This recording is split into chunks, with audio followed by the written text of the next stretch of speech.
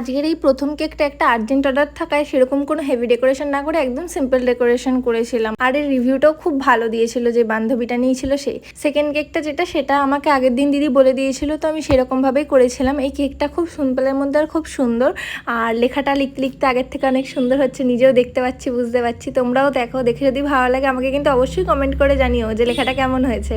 Third এই কেকটা, যে কেকটা এটা ওই এখন যে ট্রেন্ডিং কেকগুলো হয় না পুতুলগুলো এঁকে, সেইগুলোই ছিল, যে দুটো বেলুন হাতে নিয়ে দাঁড়িয়ে আছে। তাও কি জানি এত সহজ একটা আঁকা, তারপরেও আমি 50 বার ওই পাশে ফোনের দিকে দেখে তারপরেই আঁকছিলাম, কারণ আমার মনে হচ্ছিল আমি ঠিক কোথাও না কোথাও ভুল করবই করব। তো এটা একটা বোন তার বেস্টির জন্য নিয়েছিল কেকটা, তো আমি সেইভাবেই কমপ্লিট করে নিয়েছিলাম কেকটা। এই কেকটা কমপ্লিট হওয়ার পর সিম্পলের মধ্যে দেখতে খুবই সুন্দর লাগছিল, আর এই কেকগুলো কিউট হয় খুব। তোমরাও দেখো কেকের লাস্ট লুকটা।